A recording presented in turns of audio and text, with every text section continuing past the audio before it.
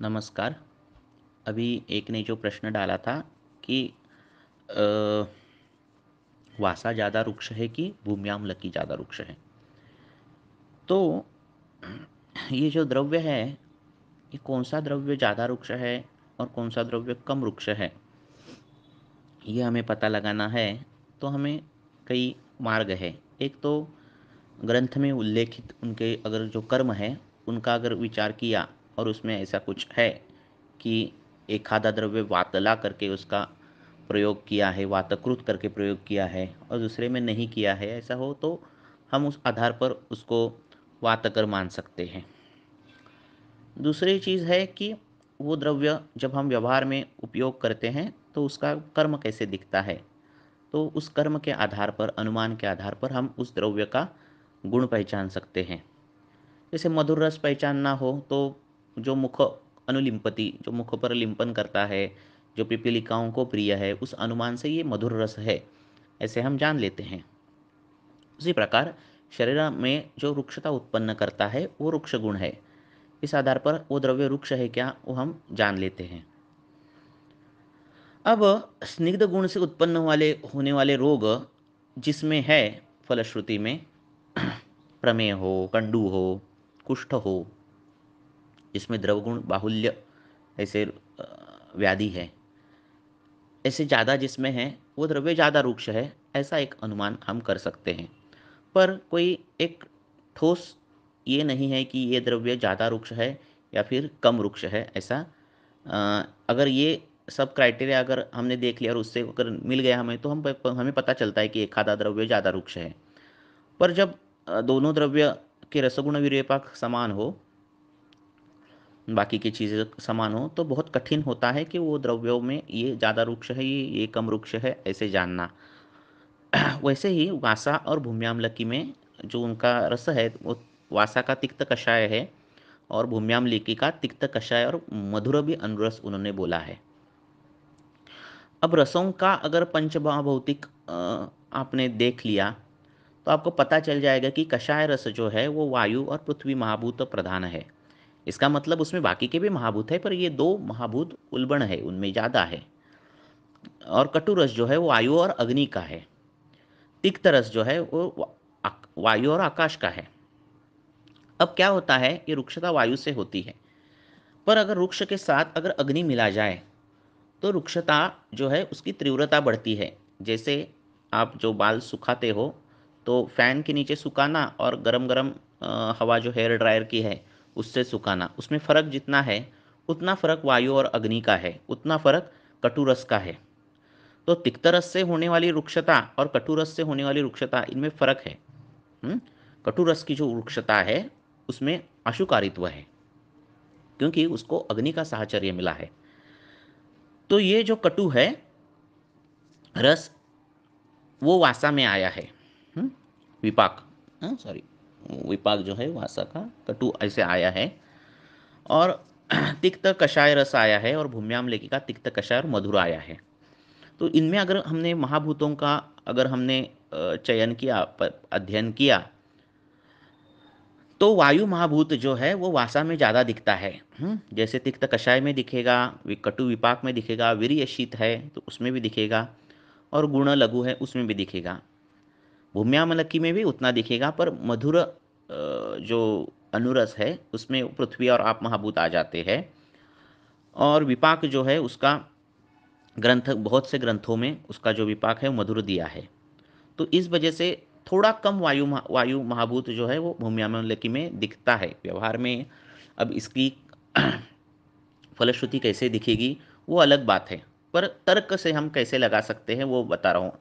कई लोग बोलते हैं कि कैसे पढ़ाई की जाएगी द्रव्यों की। तो इस आधार पर वासा जो है वो भूम्याम्लकी से ज़्यादा रुक्ष दिखता है। हम्म? अब व्यवहार में जब वासा का प्रयोग होता है, भूम्याम्लकी का प्रयोग होता है, तो वो उसका रुक्ष गुण कार्यकारी कितना रहेगा वो बात अलग है। ठीक है। रक्त पित्त में वासा का प्रयोग ज़्यादा आया है, यकृत पित्त प्लीहा वृद्धि में भूम्याम्लकी का प्रयोग ज़्यादा है। बाकी दोनों में भी श्वास कास मेह कुष्ठनाशक ऐसे दोनों में भी उसके प्रयोग आए हैं। पर पांच भौतिक की पढ़ाई हम अगर हमने की पंचमहाभूतों की, तो उसके आधार पर देखा जाए तो वासा ज़्यादा रुक्षतर होता है, भूम्याम्लकी थोड़ी कम रुक्ष है, ऐसा।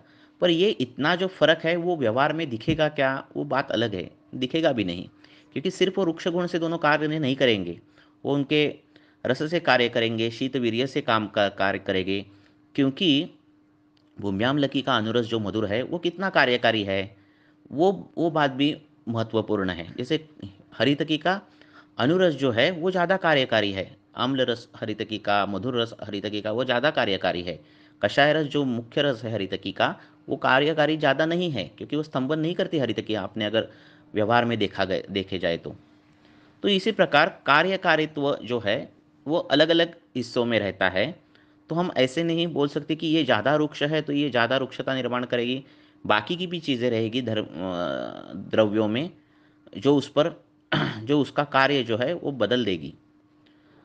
तो इस प्रकार से द्रव्यों की अगर पढ़ाई की जाए तो कुछ अलग हमें ज्ञान मिलता है। और इसका अगर प्रॉपर अर्थ हमने अगर देखा जाए तो शून्यता का एक टीका में शून्यता का अर्थ जो है वो शून्यता अकस्मात दीनता ऐसे आया है। तो अकस्मात दीनता, दीनता मीन्स वीकनेस। तो एक झटके में वीकनेस आना संधियों में, हाँ, ऐसा भी एक अर्थ, एप्रोप्रिएट अर्थ जो है वो हम लगा सकते हैं कि संधि में संधियों की शक्ति कम होना, ऐसा भी हम अर्थ लगा सकते हैं। अब नेक्स्ट 20 नंबर का श्लोक है 13वें अध्याय का। ये भी प्रैक्टिस में हम इसका प्रयोग होता है, इस सिद्धांत का बार बार, कि तत्र अन्य स्थान संस्थेषु तदीयाम अबलेषु तु कुर्यात् चिकित्सां स्वाम एव बलेनानि अभिभावीषु आगंतु समय दोषम स्थानीनम प्रतिकृत्य वा। अब इसकी टीका हेमाद्रि ने जो दी है, अरुंधति ने दी है, वो बहुत महत्वपूर्ण है। इसका अर्थ ही बता रहा हूँ मैं अभी, कि जिस स्थान का जो दोष नहीं है वो अगर दूसरे स्थान में गया, जैसे जैसे कफ दोष है वो वात के स्थान में गया, या फिर वात दोष है वो कफ के स्थान में गया, तो जो गया है दूसरे के स्थान में, वो जो दोष है उसको आगंतु दोष बोलते हैं, ये वो बाहर से आया हुआ है। जैसे वात है और वो शिरस्थ गया, तो और शिरशूल होने लगा, तो वात दोष जो है वो आगंतु दोष है, क्योंकि वो कफ के स्थान में गया है। अब ऐसे हो तो चिकित्सा किसकी करे, ऐसा ये सूत्र है। इसमें ऐसा है कि अगर आगंतु दोष जो है वो कम बलवान हो, वो कम बलवान हो, तो जिस स्थान में वो गया है उस स्थान के दोष की, उस स्थान की चिकित्सा करनी चाहिए। ठीक है। तो कभी कभार उस स्थान की चिकित्सा करने के बाद आगंतु दोष की चिकित्सा हो जाती है, या फिर करनी नहीं पड़ती, क्योंकि वो उतना बलवान नहीं रहता। यह ऐसा है जैसे अगर पाकिस्तान की आर्मी हमारे इसमें घुस गए और एक दो ही सैनिक अगर घुस गए पाकिस्तान के, तो उनके लिए पूरा युद्ध खेलने की ज़रूरत नहीं रहती। सिर्फ हमारे आर्मी को आप अपना जो सिक्योरिटी लेवल है वो बढ़ाओ, इतना करना काफ़ी रहता है, क्योंकि जो आने वाली जो सैनिक है वहाँ से वो 2 है रहते, 3 रहते, कम रहते, बहुत कम मात्रा में रहते हैं एज़ कम्पेयर टू हमारी आर्मी। तो इस प्रकार स्थान की चिकित्सा करे वो बोले हैं। अगर पित्त दोष है और अगर वो मूत्र में चला गया, हाँ, और थोड़ा सा पेशेंट बोल रहा है कि मुझे अल्पमूत्र दाह है ना, तो अल्पमूत्र दाह है, ऐसा अगर वो बोल रहा है तो उसको हमें पता चल जाएगा कि पित्त का जो बल है वो बहुत कम है। तो हमें चिकित्सा जो करनी है वो उस स्थान की, मीन्स वात के स्थान है तो वात की चिकित्सा करनी चाहिए, हाँ। ऐसा है। दूसरा उसमें एक अर्थ है कि आगंतु दोष जो उस स्थान में आ जाता है तो उस स्थान की भी चिकित्सा करो, और बाद में उस आगंतुक दोष की भी चिकित्सा करो।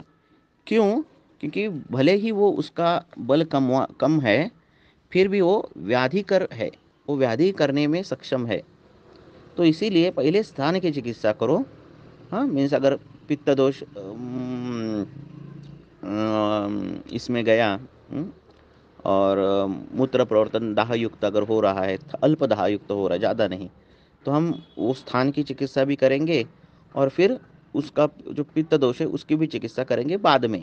पहला प्रेफरेंस हमारा स्थान पर होना चाहिए, ये पहला सूत्र है, जब आगंतुक दोष का बल कम हो तो। दूसरा है कि आगंतुक दोष का अगर बल ज़्यादा हो, जैसे वो बोल रहा है बहुत मुझे मूत्रदाह हो रहा है, हाँ ऐसा कुछ बोल रहा है, तो आगंतुक दोष की चिकित्सा करो, ऐसे उन्होंने बोला है।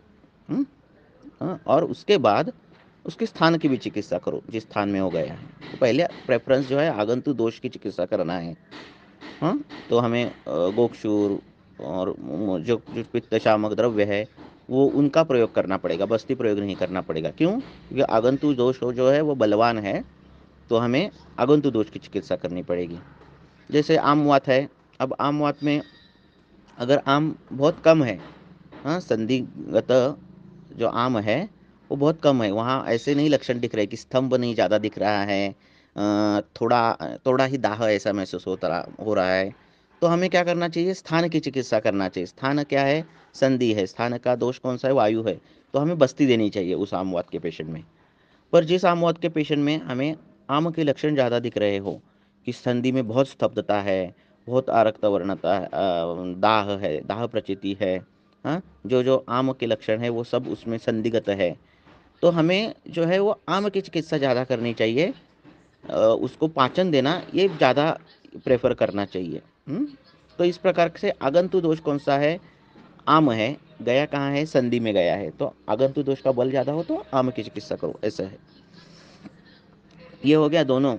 अब दूसरी चीज़ ऐसी है कि अगर दोनों तुल्य बल के हो, आगंतुक दोष और स्थान, ये इनका बल सेम हो, तो चिकित्सा जो है करते समय हम दोनों ही चिकित्सा, साधारण चिकित्सा करनी चाहिए, ऐसे हेमाद्रि ने बोला है। साधारण मीन्स वो स्थान की भी करो और उस दोष की भी करो, और ये ऐसे व्यवहार में हम करते हैं। ऐसे व्यवहार में हम करते हैं, जब जब हमें हमारे पास पेशेंट आता है, सभी वैद्य करते हैं, तब हम कभी कभार ऐसा होता है कि वो आगंतुक दोष उतना तुल्य बल का होता है, तो उस प्रकार से चिकित्सा जो है वो साधारण चिकित्सा करनी पड़ती है, स्थान की भी चिकित्सा करनी पड़ती है और दोष की भी चिकित्सा। कभी कभार क्या हो जाता है, रह जाती है चिकित्सा। जैसे अगर आपके पास पित्ताशमरी का पेशेंट हो, आपने पित्ताशमरी की पित्त सब दवाइयाँ दे दी, वो देने के बाद जब पित्ताशमरी जाएगा, सब कुछ जाएगा, तब हमें उस स्थान का भी विचार करना चाहिए।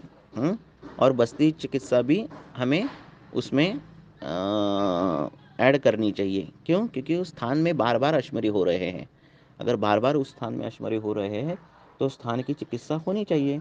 तो इस प्रकार स्थानिक दोष कौन सा है वो आता है, तो उसकी चिकित्सा भी होनी चाहिए। तो ये चिकित्सा का एक मूल सूत्र है जो प्रैक्टिकली हम व्यवहार में देखते हैं।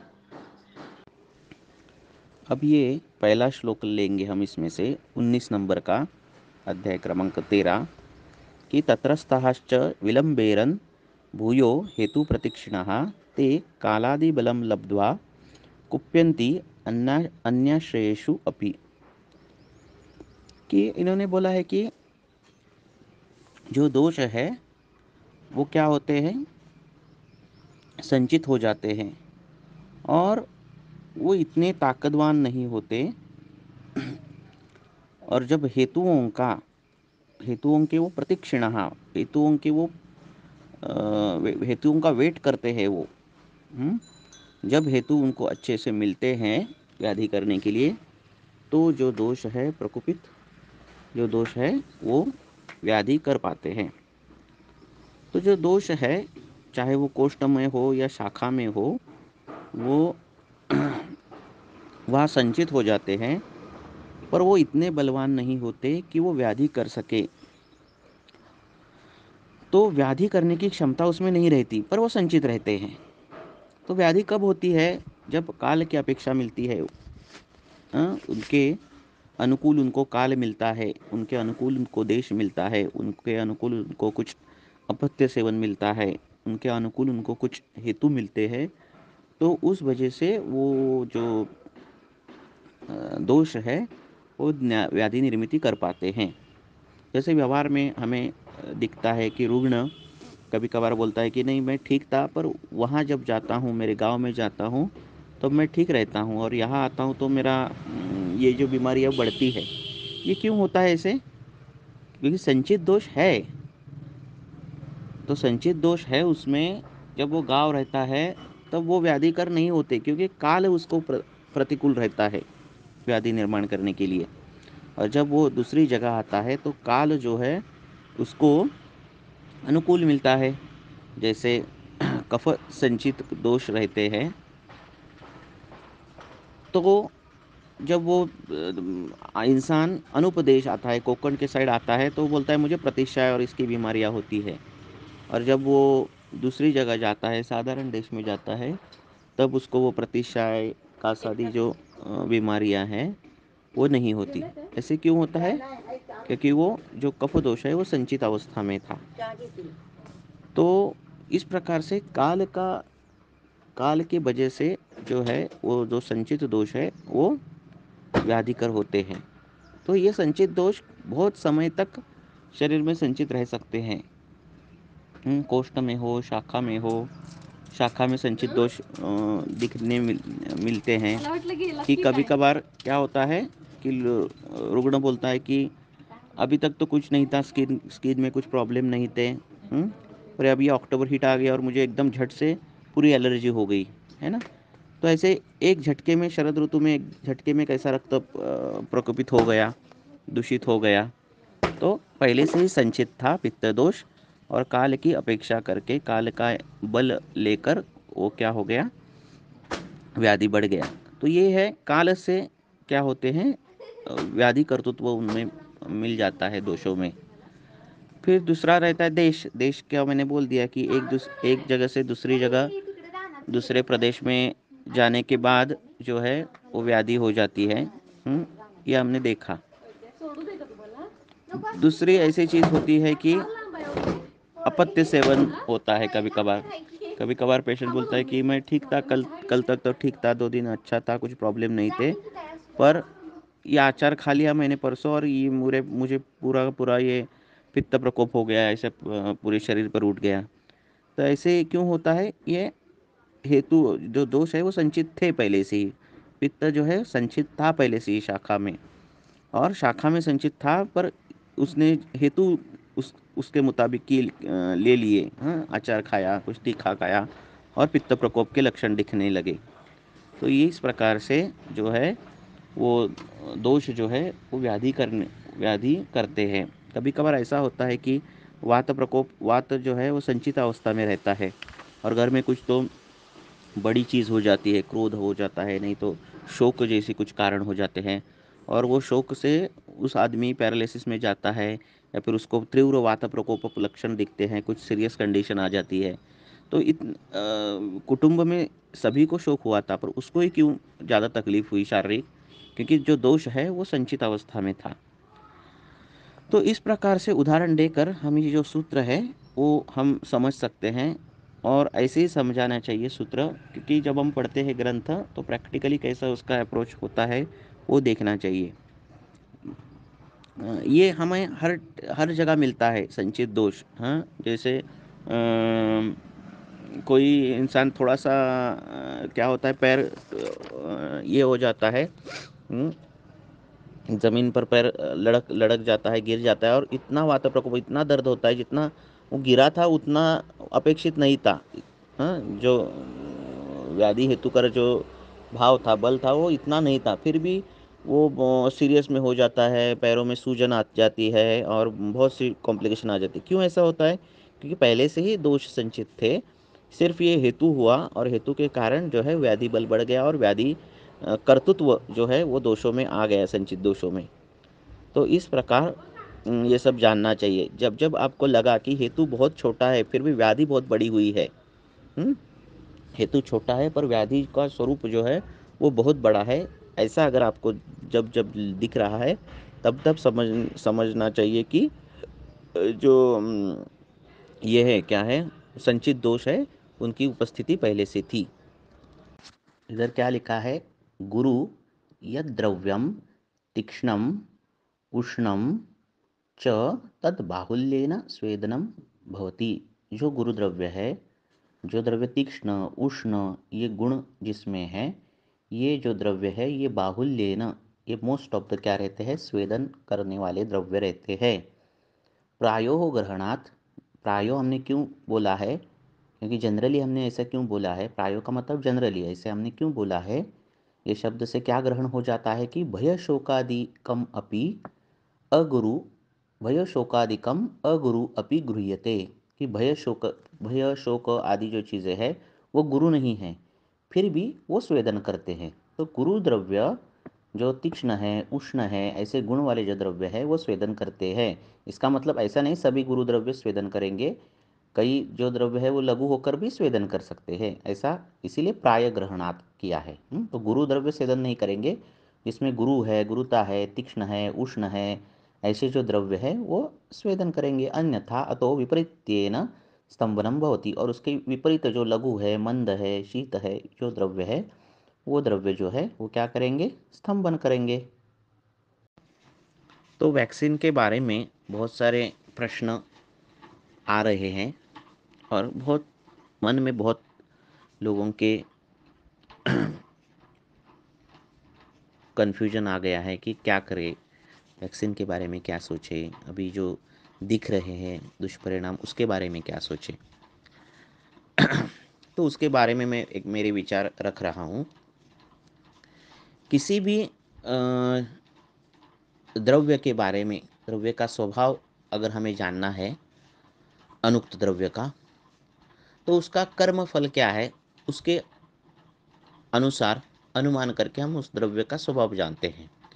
जैसे उक्त द्रव्य है, उनका जो धर्म पंचक हमें मालूम रहता है, जैसे हरित की है वो सरगुण है, वो रेचन करेगी, यह मालूम रहता है, इसलिए हम वो उसको प्रयोग करते हैं। पर जो अनुक्त द्रव्य है, जैसे अभी ये वैक्सीन, तो उसका कर्मफल क्या है और उसका स्वभाव क्या है, वो स्वभाव जब तक हम नहीं जानते तब तक हम द्रव्य औषधों की योजना नहीं कर सकते। पहली बात, उसको गर्विश माने क्या, कि उसको एक हेतु स्वरूप माने, ये बहुत सी अलग अलग मतांतरण है। तो उसका स्वभाव जानना हो तो उसके सद्यकालीन परिणाम, उसके परिणाम क्या है वो हमें जानने चाहिए। और ये परिणाम दो होते हैं, एक सद्यकालीन परिणाम होते हैं और एक दीर्घकालीन परिणाम होते हैं। सद्यकालीन परिणाम तो कुछ है ही नहीं कि वैक्सीन लिया तो थोड़ा बुखार आता है, इतना इतने तक ही सीमित है। पर जो दीर्घकालीन परिणाम है वो अभी दिख रहे हैं, जो कई इसमें एवियन दिख रहा है, ब्लॉकेजेस दिख रहा है, इस्चेमिक चेंजेस दिख रहे हैं, ये सब दिख रहे हैं। तो ये जो दीर्घकालीन परिणाम है उसके आधार पर हम उस द्रव्य का स्वभाव जान सकते हैं। वो द्रव्य किस धातु पर काम करता है, उसका द्रव्यों का स्वभाव किस धातु पर गामित्व है, उसका किस अवयव को दुष्ट कर सकता है, किस स्रोतों से दुष्ट कर सकता है, या फिर वो जो द्रव्य है ये कोई विशिष्ट व्याधि की संप्राप्ति निर्माण करता है, ये हम बाद में जान सकते हैं उसके कर्म के आधार पर। जैसे कुलथ है तो कुलथ रक्त पित्त प्रकोपक है, तो वो डायरेक्ट वो व्याधि का हेतु है। तो वैसे वो वैक्सीन जो द्रव्य संयोग है वो डायरेक्ट कोई किसी व्याधि का हेतु है क्या, ये भी एक विचार करने की चीज़ है। अब तो हमारे पास इतना सब डाटा चाहिए वैद्यों के पास, सभी वैद्यों के पास, कि कौन से व्याधि ज़्यादा दिख रहे हैं। अब इसमें एक समस्या ऐसी है कि जो वैक्सीन लिया है उसका उसके परिणाम सापेक्ष है। जैसे शरद ऋतु में लिया हुआ वैक्सीन, ग्रीष्म ऋतु में लिया हुआ वैक्सीन, वसंत ऋतु में लिया हुआ वैक्सीन, तो उसके परिणामों में अंतर आएगा। अनुपदेश में लिया हुआ वैक्सीन, साधारण देश में लिया हुआ वैक्सीन, जंगम देश में लिया हुआ वैक्सीन, उसका भी उसमें परिणाम आएंगे। प्रदेश के अनुसार आएंगे, लिंग के अनुसार आएंगे, स्त्रियों में परिणाम अलग, पुरुषों में परिणाम अलग, और अपना जो वय है, तरुण वय में अलग, वृद्धापकाल में अलग, ये भी है। तो इन सब का विचार अगर हमने किया और हमने अगर डाटा कलेक्ट किया, तो कुछ हमें 1-2 साल में मिल सकता है कि ये वैक्सीन का ये परिणाम है और इस पर हम ये औषधियों का प्रयोग कर सकते हैं। तो ये बहुत ही कठिन काम है, अशक्यप्राय काम है। क्योंकि ये सब फ़िल्टर से उसके परिणाम हमें देखने हैं। तो इतना सब सोचना और उसका उसका कंक्लूजन निकालना, इतना कठिन काम करना, ये ब्रह्मांड का सोचने जैसा है। तो इसीलिए पिंड के बारे में सोचना बहुत आसान रहता है। पिंड के बारे में मीन्स हमारे शरीर के बारे में। दोष जो है वो वय के अनुसार वयोरात्रि भुक्तानाम दिन के अनुसार ऊपर नीचे होते ही रहते हैं, उनका काम ही है ऊपर नीचे होना। धातु जो है उनका काम है शरीर को धारण करना। किसी भी व्याधि होना या नहीं होना ये धातु बल पर निर्भर है। अगर आपके धातु अच्छे हो, बलवान हो, उसमें दुष्टि ना हो, तो दोष दुष्ट समूर्छना होती नहीं। तो ये धातु बल हम कैसे बढ़ाएं, इसके बारे में हम सोच सकते हैं। देखो, एक तर्क सिद्धांत है कि हमें अगर विरोधी पक्ष का बल नहीं मालूम है, अगर हमें विरोधी पक्ष का बल नहीं मालूम है, तो सीधी बात है कि खुद का बल बढ़ाओ। जितना बढ़ा सकते हो उतना बढ़ाना, ये सहजता है, यही एक तर्क है ना? अगर आपको मालूम है कि युद्ध करना है और सामने वाले से कितने शत्रुओं की संख्या कितनी है वो नहीं मालूम है, तो सीधी बात है कि हमारे सैनिकों की संख्या है वो ज़्यादा से ज़्यादा बढ़ाओ, है ना? तो इधर भी ऐसा ही है, हमें शत्रुओं का, हमें जो द्रव्य संयोग का पूरा स्वभाव के बारे में नहीं मालूम है। तो हमें क्या मालूम है? हमें हमारे शरीर के बारे में मालूम है। स्वास्थ्य रक्षण कैसे किया जाए, इसके बारे में हमें मालूम है। तो हमें वो करना चाहिए। हमें दिनचर्या फ़ॉलो करनी चाहिए, हमें ऋतुचर्या फ़ॉलो करनी चाहिए, हमें हमारे शरीर में आम निर्मित हो रही है क्या, वो देखनी चाहिए। कृमि निर्मित हो रही है क्या, वो देखनी चाहिए। हम कौन-सा एक ही रस सेवन ज़्यादा कर रहे हैं क्या, वो देखना चाहिए। जागरण हो रहा है क्या, दिवा-स्वाप हो रहा है क्या, वो देखना चाहिए। ये हमें देखना चाहिए। हम आरोग्य विभाग जो है, आरोग्य व्यवस्था जो है, उसका प्रतिनिधित्व करते हैं। तो हम आरोग्य संपन्न होने चाहिए, ये एक अपेक्षा है समाज की हमारे से। तो वो हमारे से होना चाहिए, पहली बात। रुग्ण का तो आरोग्य ठीक करना ये हमारी ज़िम्मेदारी है, पर खुद का पहले रहना चाहिए, ये हमारा कर्तव्य है। तो ये हमें करना चाहिए। व्यायाम जो है बोला है वो करना चाहिए। व्यायाम करने से आप विरोधी अन्न भी पचा सकते हो। आपके शरीर में आम निर्मित नहीं हो सकती, ये शास्त्रकार ने बोला है ना। छोटे-छोटे उपाय हैं वो बोले हैं, है ना?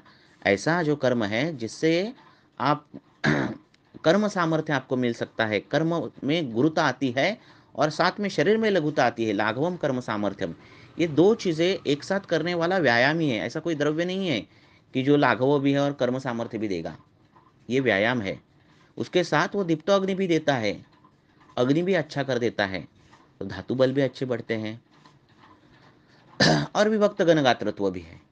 तो ऐसी चीज़ अगर है, जो व्याधि निर्माण करने के लिए व्याधि में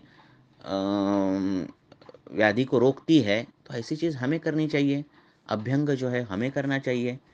तो ये सब चीज़ें हम अगर कर लिए, तो हमारा धातु बल अच्छा होगा और धातु बल अच्छा होगा, तो अगर वो द्रव्य संयोग के दीर्घकालीन परिणाम कुछ भी हो, अगर हमारा धातु बल अच्छा हो, तो वो ज़्यादा हमें तकलीफ़ नहीं पहुँचाएगा या फिर नहीं भी पहुँचाएगा। इसीलिए खुद के शरीर के बारे में ज़्यादा सोचना यही बहुत इम्पोर्टेंट है, क्योंकि क्या होगा, अभी अलग-अलग व्याधियाँ आ जाएँगे एक-एक महीने में और उस पर अलग-अलग वैद्य अपने मत भी ये करेंगे। कई लोग बोलेंगे ये वटी खाओ, कोई लोग बोलेंगे ये अरिष्ट पियो। तो ये नहीं हो सकता, क्योंकि हमें द्रव्य का स्वभाव नहीं मालूम है। तो हमारी चिकित्सा जो है वो औषधियों पर नहीं काम करती, हमारी चिकित्सा जो है वो सिद्धांतों पर काम करती है। तो इस प्रकार से सिद्धांत अगर अच्छे हो तो हम ये सब बाकी की चीज़ें जो है सोचनी चाहिए। आजकल जो है जो डॉक्टर्स मेडिकल फील्ड में ही बीमारियाँ ज़्यादा है। हार्ट अटैक का रेट इसमें ही ज़्यादा है, स्ट्रेस, टेंशन, एंग्ज़ायटी यही हमारे इसमें ही ज़्यादा है। तो ये नहीं रहना चाहिए। हमें हमारा माइंड प्रोग्राम करने आना चाहिए। हम सकारात्मक जो विचार है उसके हम एक पावर पॉइंट होने चाहिए, क्योंकि पेशेंट हमारे पास आता है, हम उसको सकारात्मकता देते हैं, पॉजिटिविटी देते हैं, तो हम एक उसका पावर बैंक चाहिए पॉजिटिविटी की। तो ये हमारा काम है, ये सब कुछ करना। नहीं तो क्या होगा, अब हम आरोग्य संपन्न नहीं होंगे, मन हमारा विषाक्तता होगी, है ना? एंग्ज़ायटी रहेगी, डिप्रेशन रहेगा, ये सब जो कारण है, विषाद जो है, वो धातु क्षीणता के कारण बताए हैं राजयक्ष्मा में। तो मानसिक जो धैर्य है, वो हमारा ज़्यादा चाहिए, साथ में शारीरिक भी चाहिए। नहीं तो क्या होगा, 2 फुट से जंप ली, हड्डी टूट गई। थोड़ा 1 घंटे पढ़ लिए, आँखों से पानी निकला, है ना? बल ही नहीं है, धातु बल ही नहीं है युवा पीढ़ी में, है ना? एक 1 घंटा एक जगह बैठ नहीं पाता है। हुँ? कुछ भी खाने में उल्टा-सीधा हो गया, उसका पेट झट से खराब हो जाता है। ये क्या है ना? अगर ऐसा जनरेशन हमने अगर आगे-आगे निर्माण किया, तो बहुत फिर आरोग्य जो है वो बहुत ये क्या रेयर हो जाएगा। सिर्फ़ पुस्तकों में ही आरोग्य दिखाई देगा, तो ये नहीं होना चाहिए। तो इसीलिए हमारे शरीर के बारे में ही ज़्यादा सोचना चाहिए, और सिद्धांत जो है उसका चयन करके, उसका अध्ययन करके हमारे धातु बल कैसे बढ़ा सकते हैं हम, उसके बारे में सोचना चाहिए। ठीक है? अगर उसके बारे में हमने सोच लिया, तो फिर वैक्सीन ये हो, नहीं तो और आगे वाली हो, और कुछ भी हो, उसके बारे में हमें सोचने की ज़रूरत नहीं है। क्योंकि ब्रह्मांड की पढ़ाई करना ये कठिन काम है, और पिंड की पढ़ाई करना ये लिमिटेशन का काम है। इसमें मर्यादा है पढ़ाई की। तो पिंड का काम करना, हमारे शरीर के बारे में सोचना, यही युक्तिपूर्वक जो है विचार अभी जो मुझे लगते हैं। तो प्रायः जो है वो गुरु, तीक्ष्ण, उष्ण, द्रव, स्थिर, सर, स्निग्ध, सूक्ष्म, रुक्ष, ये जो चीज़ें हैं, वो ये जो गुण हैं, वो क्या करते हैं, स्वेदन करते हैं। और लघु, मंद, शीत, श्लक्ष्ण, द्रव, तिक्त, कषाय रस, मधुर रस, सूक्ष्म गुण, ये जो सब चीज़ें हैं वो क्या करते हैं, स्तंभन करते हैं। ये प्रायोः ग्रहणात् है। प्रायोः ग्रहणात् भी ऐसे भी द्रव्य है जो गुरु नहीं है, फिर भी स्तंभन करेंगे। ठीक है? तो ऐसा एक ही गुण पर ये नहीं है, इसलिए प्रायोः ग्रहणात् ऐसे बोला है। विषाद ये मन की अवस्था है। विषाद ये रोग होने का हेतु है। विषाद का अर्थ एक उसकी टीका में, मुझे याद नहीं कि कौन से टीका में है, पर उसका अर्थ बहुत अच्छी तरह से बताया है कि असिद्धि भयात विविधेषु कर्मेषु सादो अप्रवृत्ति विषादः, कि अलग अलग प्रकार के जब कर्म रहते हैं, तो कर्म को क्या होता है, हम किसी भी कर्म करते तो उसका फल मिलना अपेक्षित होता है। जैसे अभी एग्ज़ाम है, 10 दिन के बाद हम पढ़ाई करते हैं और हमें अपेक्षित रहता है कि इतना इतने मार्क्स मिलने चाहिए। पर जब उसका भय निर्माण हो जाता है कि मैं फ़ेल हो जाऊँ, असिद्धि भयात, सिद्धि की प्राप्ति न होने का जब भय हो जाता है, तो तो क्या करते हैं कई लोग, बोलते हैं कि नहीं यार, पास होऊंगा ही नहीं, तो मैं पढ़ाई छोड़ देता हूँ। कर्मसु साधो अप्रवृत्ति भवति, तो हम कर्म छोड़ देते हैं, और फिर जो मन की भावना जो उत्पन्न होती है उसको विषाद बोलते हैं। तो विषाद मीन्स दुख, विषाद मीन्स जड़त्व, काम के प्रति अनिच्छा, इसको बोलते हैं विषाद। डिप्रेशन, एंग्जाइटी, ये सब जो है वो विषाद है। और ये विषाद रोगवर्धना नाम बोला है श्रेष्ठम। रोगवर्धन के कारणों में विषाद श्रेष्ठ है, ऐसा बोला है। इतना एंग्जाइटी और डिप्रेशन का प्रभाव व्याधि पर पड़ता है, व्याधि उससे ट्रिगर हो जाती है। तो आप उन्माद में देखोगे तो वहाँ मधुकोश टीका में उन्माद के इसमें अति व्यायाय ये सब दिया है, उसमें ईर्ष्या और विषाद ये भी दिया है, ये धातु क्षय का कारण है, ऐसे क्लियर कट उन्होंने दिया है। तो ये विषाद से क्या हो जाता है, व्याधि व्याधि बढ़ती है, ऐसे बोला है।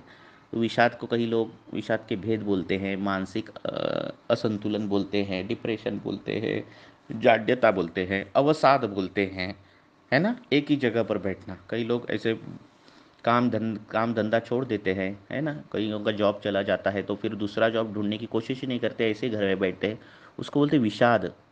तो फिर बच्चे ऐसे करते काम, पढ़ाई भी करना छोड़ते, अभी नहीं मैं नापास ही होऊंगा, और फिर क्या हो जाते हैं वो टेंशन से, असिद्धि भयात, उस टेंशन से कि मैं फेल हो जाऊंगा, इससे वो बीमार पड़ जाते हैं एग्जाम आने के बाद। वो विषाद से बीमारी है ना। तो इस प्रकार से विषाद का वर्णन है। ऐसे ही विषाद अर्जुन को हुआ था जब युद्ध के समय, जब उसने युद्ध भूमि पर कौरव सामने देखे, तो वो देख देख देखते उसको लगा, अरे ये तो मेरे सब जान पहचान वाले हैं, मेरे अपने हैं, और अगर मैं इनको मारूंगा तो पाप हो जाएगा। तो उसके मन में विषाद आ गया। वो क्षत्रिय था, उसका युद्ध करना ये उसका कर्म है, उसका कर्तव्य है, पर उसके मन में विषाद आ गया।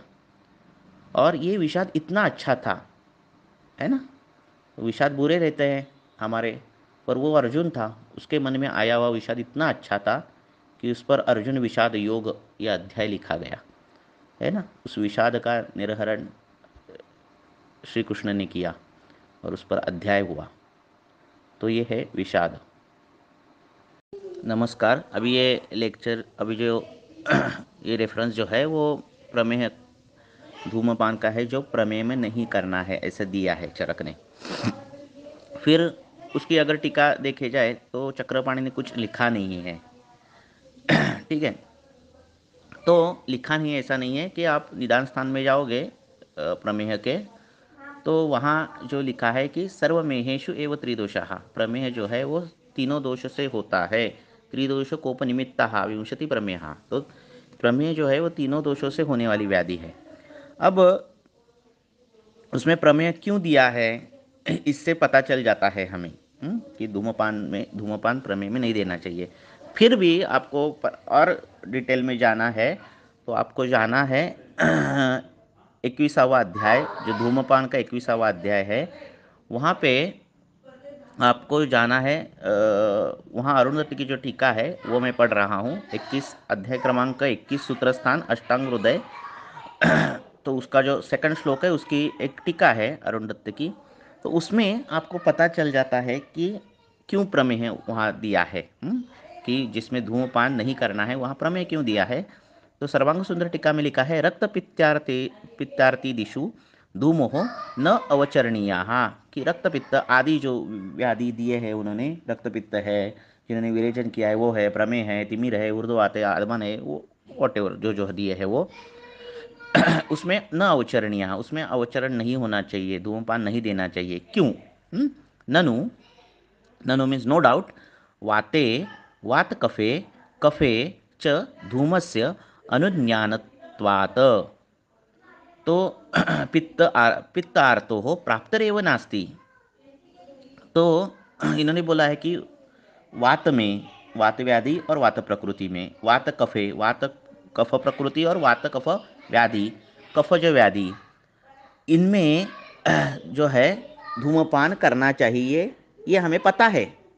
इसका दूसरी अर्थापत्ति ये होती है कि पित्त पित्तार्थो हो प्राप्तिरेव नास्ति, पित्तज व्यक्ति या फिर पित्तज व्याधियों में जो धूम्रपान है वो नहीं करना चाहिए, उसका दूसरा अर्थ हमें पता चल जाता है। तत् किम तर्हि, जरा हिलाओ गो, दरवाजा लाओ जरा। तत् किम प्रति प्रतिषेधेन, तो उन्होंने बोला है कि फिर इसमें प्रतिषेध क्यों किया है प्रमेय में, है ना। ब्रूमहा, हम बताते हैं, क्या बताते हैं कि वात प्रकृते है वात पित्तार्थो हो सत्याम कश्चित भिषक पाशो भ्रांत्याः प्रकृति अनुरूप उपक्रम चिकित्सायाः चिकित्सर्याम धूमम योजयेत। हाँ? तो क्या होगा, तद निषेधार्थम इदम उक्तम। तो वो उन्होंने बोला है कि वात प्रकृति का रुग्ण हो, तो उसमें अगर वात पित्त की व्याधि हो तो भी उसमें धूम्रपान, तो वो क्या करेगा, वात प्रकृति का व्यक्ति है इसलिए उसमें उसको बोलेगा आप धूम्रपान करो, ऐसे वो वैद्य जो बोलेगा, पर उसकी जो व्याधि है वो वात पित्तात्मक होगी, तो फिर पित्त वहाँ आ गया तो उसको निषेध है। और कभी कभी क्या होगा कि पित्त प्रकृति का रुग्ण होगा और उसको कफवातज व्याधि होगी। तो कफवातज व्याधि है करके आप धूमपान दोगे पर उसकी पित्त प्रकृति होगी, तो भी वहाँ धूमपान निषेध है।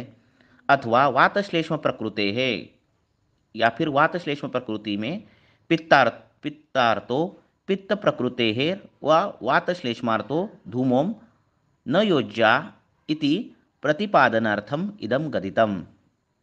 तो ये प्रतिपादन करने के लिए हमने ये बोला है कि जहाँ भी पित्त का विषय हो, अगर पित्त प्रकृति हो या फिर पित्तानुबंधी वात हो, पित्तानुबंधी कफ हो, वो या पित्त कफज व्याधि हो, वहाँ वहाँ धूमपान नहीं करना चाहिए, ये बताने के लिए हमने बोला है। प्रमेह जो है वो त्रिदोष से होता है। हाँ, वहाँ पित्त की इन्वॉल्वमेंट है, ये पहले से ही वहाँ लिखा है कि ये त्रिदोषकोपनिमित्तः विंशति प्रमेयः। तो इसीलिए जो है ये सब कुछ जो है वो अरुण दत्त ने क्लियर कट हमें बताया है। कदर के बारे में अरुण दत्त ने लिखा है कि कदरम शस्त्रेण निःशेषम उत्कृत्य स्नेहेन दहेत। तो कदर जो है वो क्या करना है, शस्त्रेण निःशेषः, शस्त्र के द्वारा क्या करना है, निःशेषः पूरा के पूरा क्या करना है, उत्कृत्य, उत्कृत्य मीन्स काटना है, उत मीन्स ऊपर का, काटना है, इसलिए उत उपसर्ग लगाया है, ऊपर से काटना है। और उत्कृत्य ये लेवंत है कि उसके बाद क्या करना है, स्नेहेन दहेत, स्नेह से दग्ध करना है। ऐसा करना चाहिए। हम क्या करते हैं, शलाका लेते हैं और जला देते हैं। शास्त्र में क्या है, कदरम शस्त्रेण निःशेषम उत्कृत्य स्नेहेन दहेत, पहले काटना है शस्त्र से और बाद में क्या करना है, स्नेह से दग्ध करना है कदर को। अब ढल्लन जो है वो बहुत अच्छे तरीके से बोलते हैं इसके बारे में। ये बोलते हैं कि कदरम तु शस्त्रेण उत्कृत्य, तो कदर जो है वो शस्त्र के द्वारा काट कर अग्नितप्तेन तैलेन एव दहेत। तो वो क्या करना है, तेल जो है, तेल जो अपना है, कोई भी तेल जो है वो क्या करना है, तेल को कौन से विशेषण लगाया, अग्नि तप्तेन तेलेन, कोई भी तेल नहीं, जो आग पर गर्म किया हुआ तेल है उससे क्या करना है, अग्निकर्म करना है, उससे वो जो कदर है वहाँ वो डालना है गर्म तेल। तो उससे क्या हो जाता है, सूक्ष्म मार्ग अनुसारित्वात् तैलस्य, तेल जो कैसे होता है, अगर अग्नि पर दग्ध करने के बाद जो तेल है वो सूक्ष्म मार्ग अनुसारित्व उसमें आ जाता है, वो सूक्ष्म स्रोतों में जाता है वहाँ। अन्य तो वन्य संतप्ता सर्वे अपि स्नेहा, और बाकी के भी जो स्नेह है जो अग्नि से संतप्त किए हैं, अग्नि से गर्म किए हुए, वो सभी सर्वे अपि स्नेहा सूक्ष्म मार्गा अनुसारिणो भवन्ति, सूक्ष्म मार्ग को अनुसारण करते हैं, सूक्ष्म मार्ग में चले जाते हैं। इसीलिए कोई भी स्नेह से क्या करना है, गर्म स्नेह से, अग्निदग्ध स्नेह से वहाँ अग्निकर्म करना है बोला है कदर में। अतः सर्वे अपि स्नेहा ग्राह्याः, तो सभी स्नेह को आप घी ले लो, गर्म करो अग्निदग्ध और घी का दहन कर दो कदर पे। कब करना है, पहले काटना है और उसके बाद में स्नेहेन दहित ऐसे करना है, तो जो कदर है वो वापस नहीं आता। धन्यवाद। विरूढ़ धान्य मीन्स अंकुरित धान्य। विरूढ़, वी उपसर्ग लगा है, विशेषेण अरोहति इति विरूढ़ः। तो ये जो विरूढ़ धान्य है वो ग्रंथकारों ने दृष्टिनाशक बोला है, दृष्टि खराब हो जाती है इससे, इसके सेवन करने से। ये त्रिदोषकर है, ग्लानिकर है, ग्लानि आ जाती है इससे। ये गुरु है, विदाही है, विष्टम भी है, ऐसे उसके दुर्गुण बताए गए हैं। ये रुक्ष भी बताया गया है, ये वात पित्त वर्धक भी बताया गया है, ये उत्क्लेशकर भी बताया गया है। तो इसीलिए इसमें ये इतने उसके दुर्गुण होने के कारण न अभ्यासित, उसका उसके सेवन नहीं करना चाहिए, न सेवनियम, कभी भी उसका सेवन नहीं करना चाहिए। या फिर जो पदार्थ कुरुचिका के लाड बोले ना कि कभी कभी भी नहीं खाना चाहिए, उसमें ये विरूढ़ धान्य भी आता है कि ये इसका भी सेवन कभी भी नहीं करना चाहिए। और ये बहुत से व्याधियों के निदान में आया है, जैसे अतिसार है, गुल्म है, वात रक्त है, ऐसे व्याधियों के निदान में ये विरूढ़ धान्य आया है। तो कभी भी अगर उसका सेवन करना हो, पहले तो करना ही नहीं है, कभी करना हो तो ईशत भ्रुष्ट करके उसका सेवन अगर किया जाए तो उसके गुरु गुण और बाकी के थोड़े गुण कम हो जाते हैं, ऐसे बोला है। हालांकि लोग बोलते हैं कि पैरों का मल जो है वो तेल के साथ मिश्र हो जाता है और वो काला रंग दिखता है, पर वैसे नहीं है। अगर आपने पैर धोए पूरे के तरीके से और आपने कोकोनट ऑयल या ऑयल लगाया और कांच से थाली में पैर रखे, फिर भी वो काला रंग आ जाता है। इसका कारण है वो ऑक्सीडेशन। कांच से जो धातु है वो मिश्र धातु है और वो ऑक्सीडेशन होता है उसका, और उसके वजह से वो काला रंग आ जाता है। रक्त ये शब्द जो है वो रंज शब्द से बना है, जिसका मतलब है लोहित वर्ण या फिर रंग देना, टू पेंट। इसे जो मतलब होता है वो रक्त धातु, रक्त ये शब्द का होता है।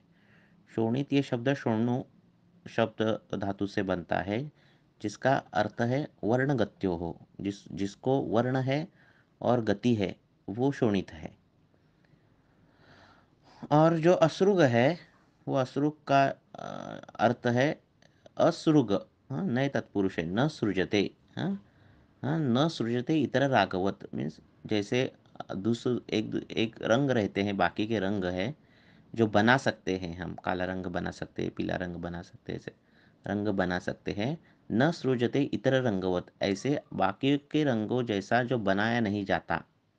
और संसृज्यते सहजत्वात् न, और जो इजीली नहीं बना जाता, जो रंग इजीली नहीं बनाया जाता वो असृज है।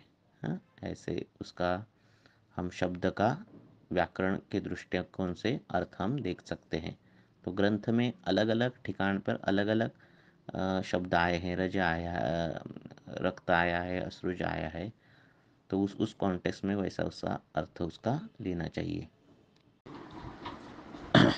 देखो, कृमि जो है वो जीव है, वो दोष नहीं है, इसीलिए काल की अपेक्षा जो है वो कृमियों के लिए नहीं है। मतलब क्या कि वो एक जीव है। अगर आपको जंगल में शिकार करनी हो तो आप रात का समय रात का समय चूज करते हो और रात को शिकार करते हो। क्यों? क्योंकि उस समय जिसकी शिकार करनी हो वो बाहर निकलता है। तो किसी भी जीव की शिकार करना हो तो उसका बाहर निकलने का समय, उसके स्थान से उस समय आपको मालूम चाहिए, या फिर उस जीव को बाहर निकालने के लिए उसको जो पसंद है वो चीज़ उसके नज़दीक रखनी चाहिए।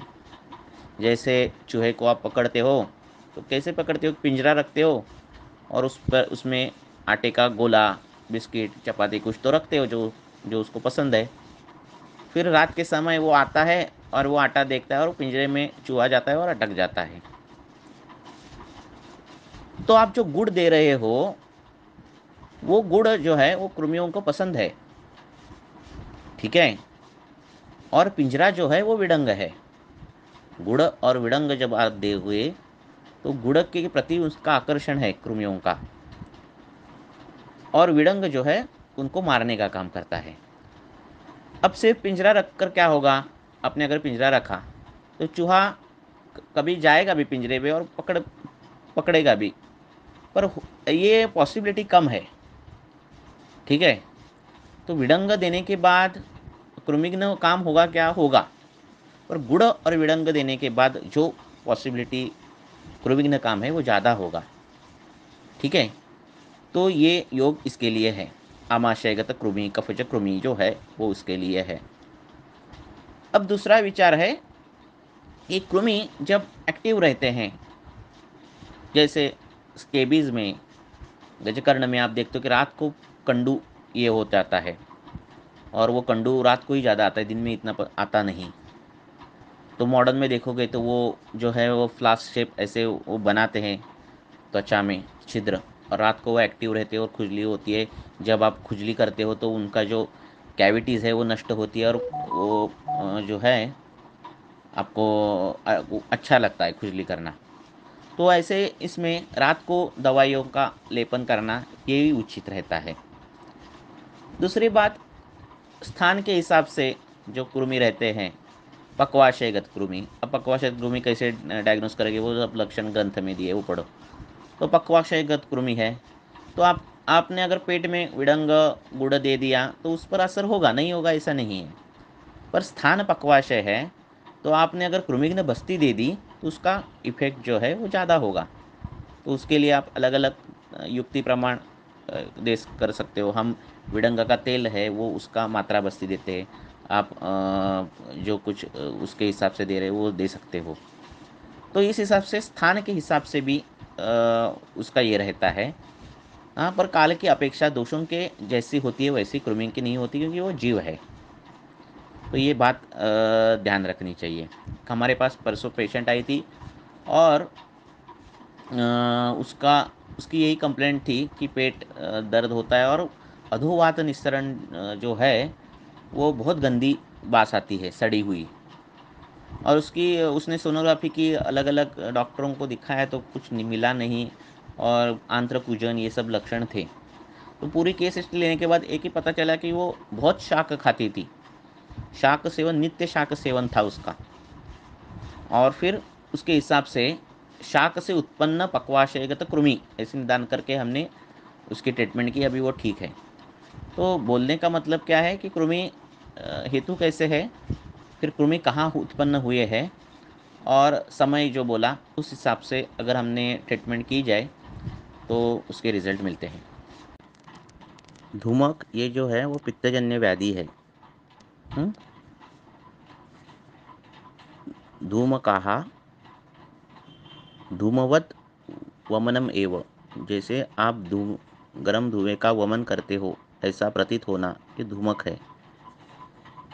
ये जो पित्तज व्याधि है इसमें अगर पूरे शरीर में, पूरे बॉडी में संताप आदि लक्षण दिख रहे हो तो उसको दाह बोलते हैं। अगर यही दाह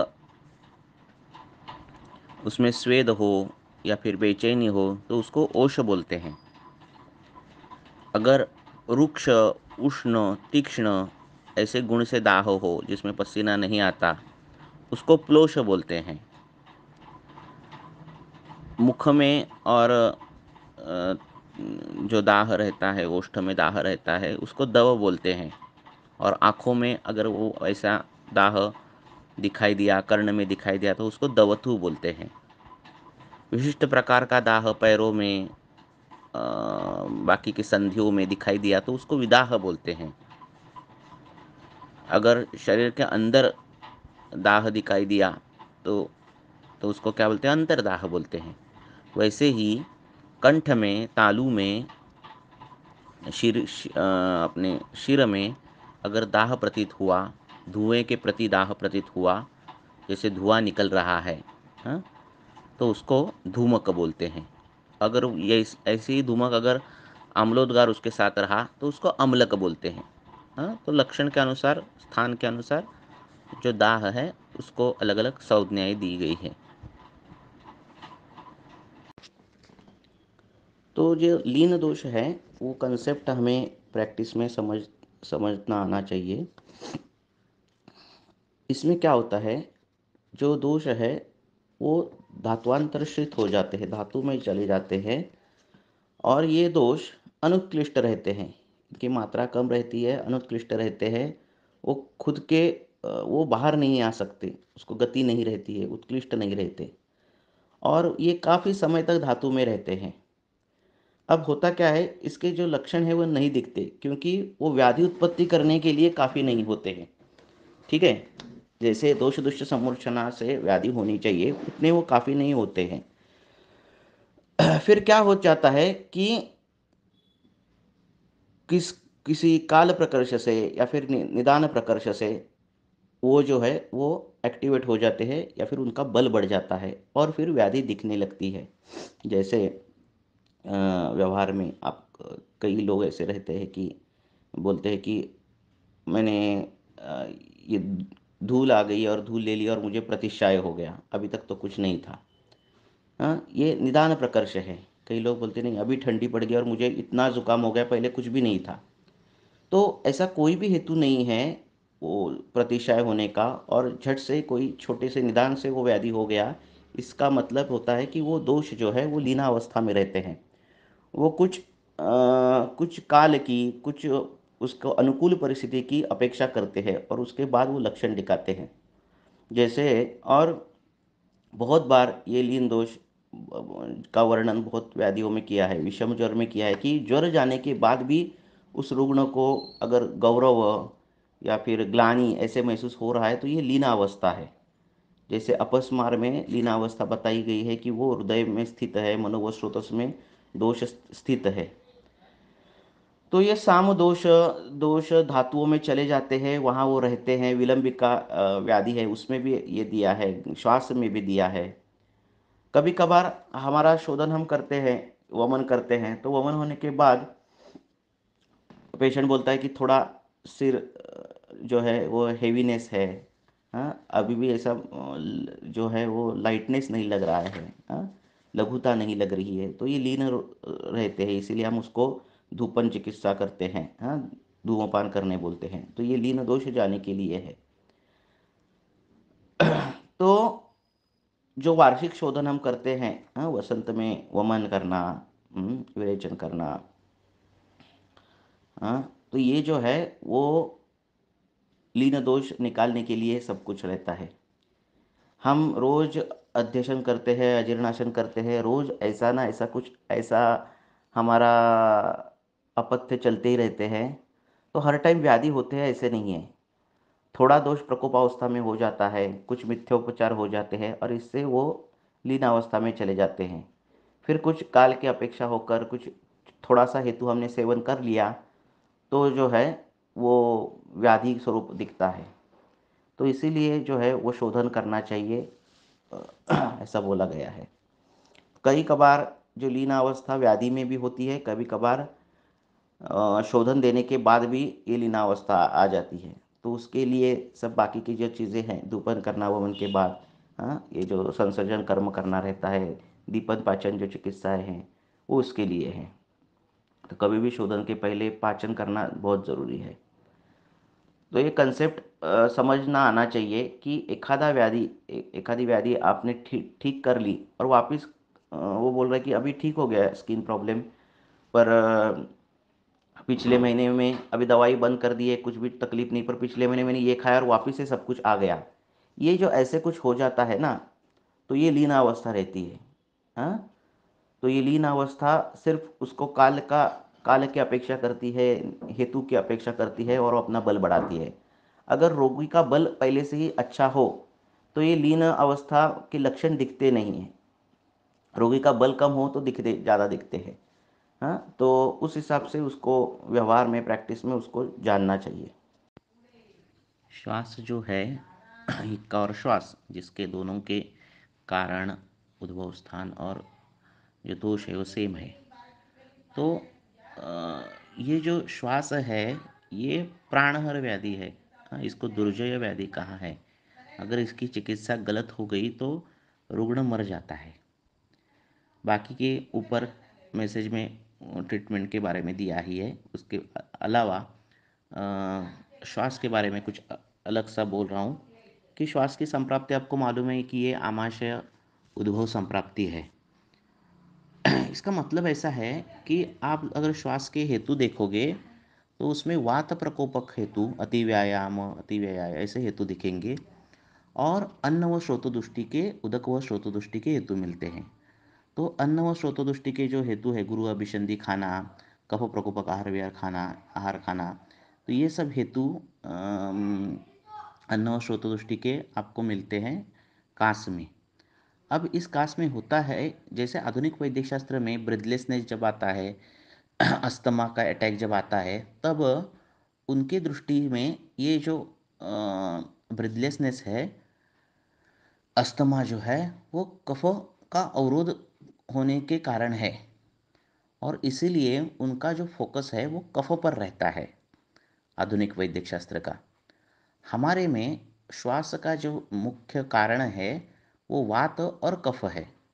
तो इसका वात भी इम्पॉर्टेंट है।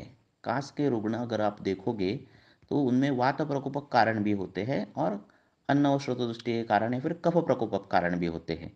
और ये वात प्रकोपक कारण पहले तो स्टार्टिंग में थोड़े कम होंगे वात प्रकोप कारण, पर जैसे जैसे वो संप्राप्ति आगे जाती है श्वास की, वैसे वैसे उस संप्राप्ति में बोला है कि हृदय से रसादि धातुओं का भी उपशोषण हो जाता है। हाँ, तो आप देखोगे कि श्वास के रुग्ण, जब जीर्ण श्वास है, बहुत सालों से श्वास है, तो वो दुर्बल रुग्ण दिखते हैं आपको।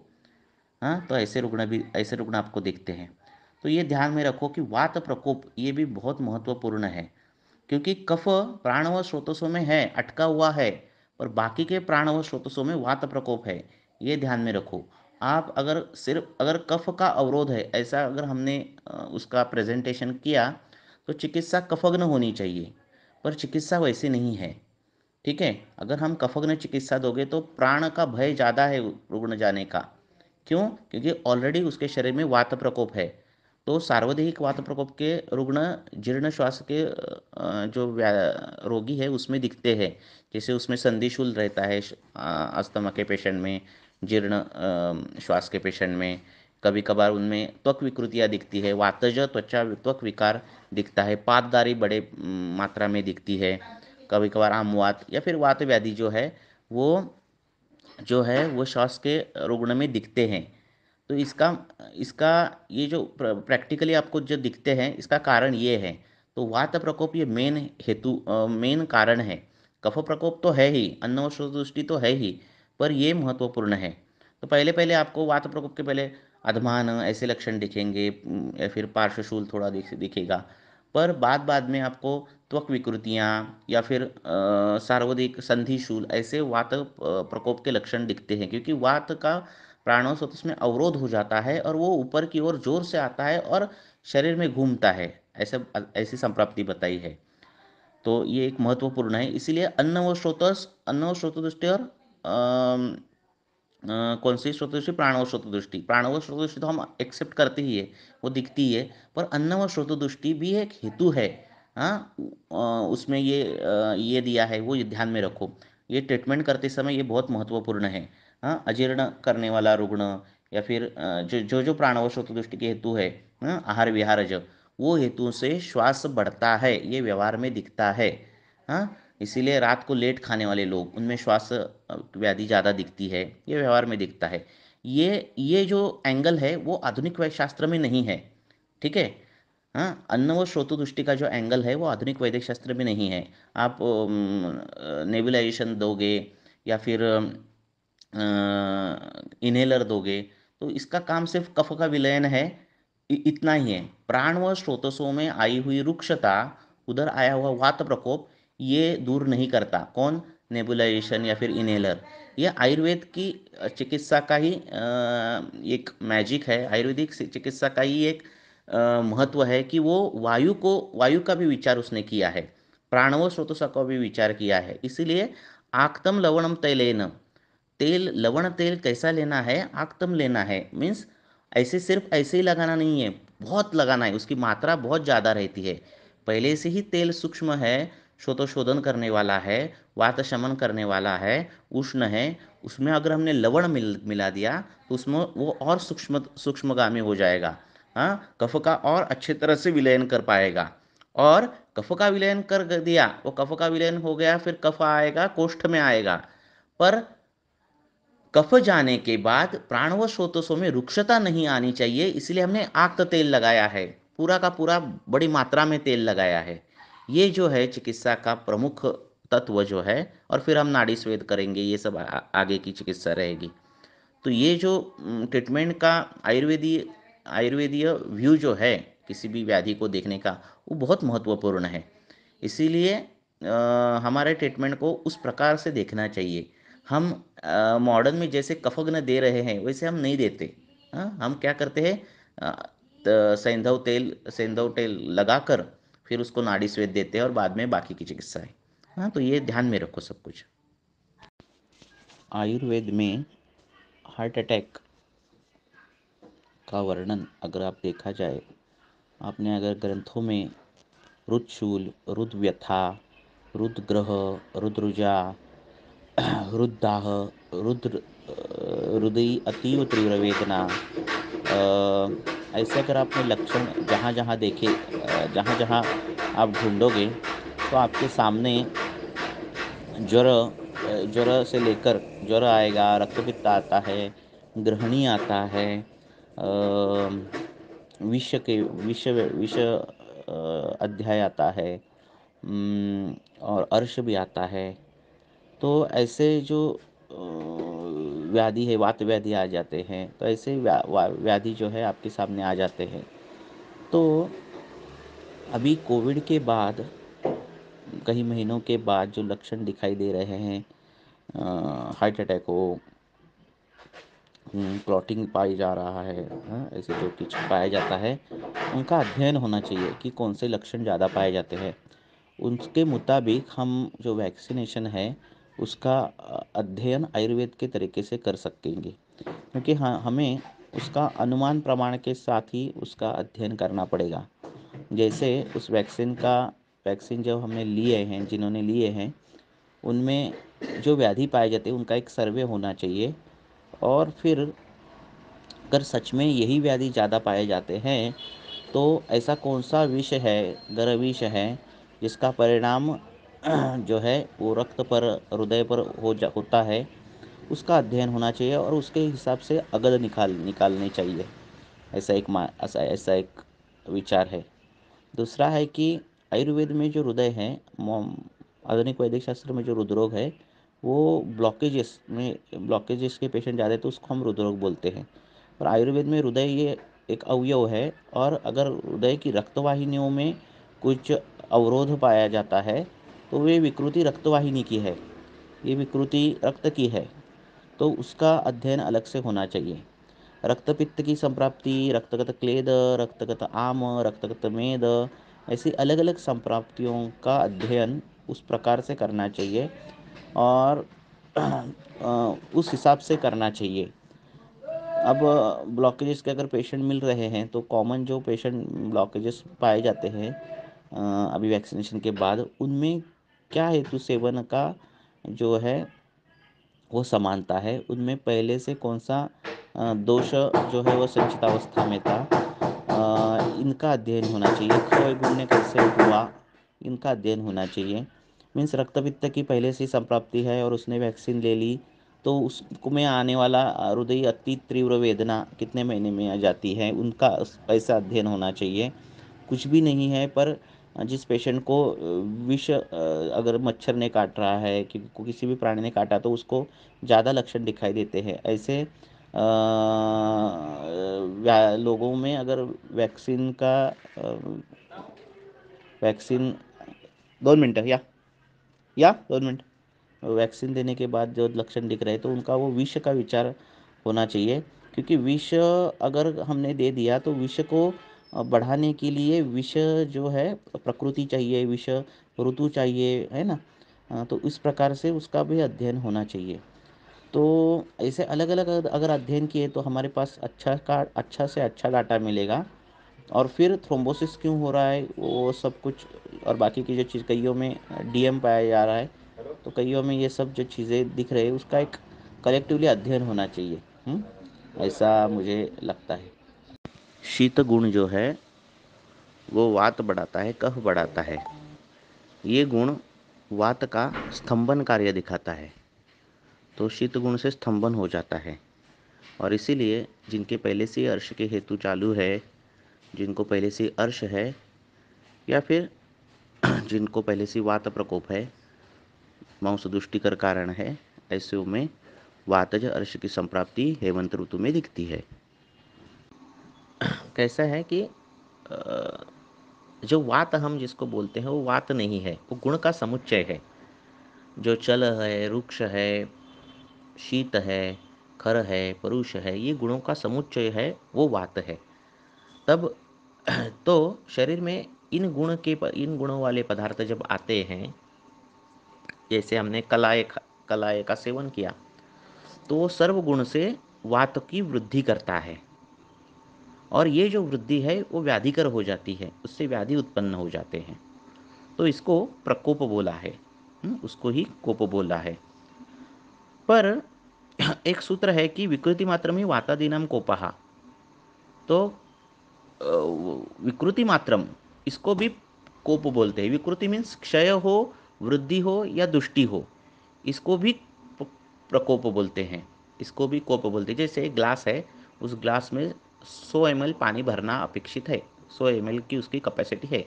हाँ, जैसे दोष है शरीर में 100 ml पकड़ना, हमने अगर ये उसका मान ले लिया, तो वो ग्लास अगर 50 ml भर दिया हमने तो क्षय हो गया, 120 ml भर के दिया तो वृद्धि हो गई, और ग्लास के पानी को दुष्ट कर दिया हमने तो वो दुष्टि हो गई।